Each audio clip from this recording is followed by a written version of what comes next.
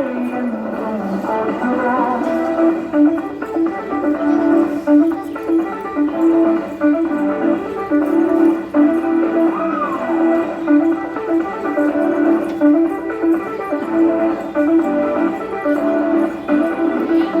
மரமட்டு மண்ணின் மரத்தை நீட்டிடுவோம்.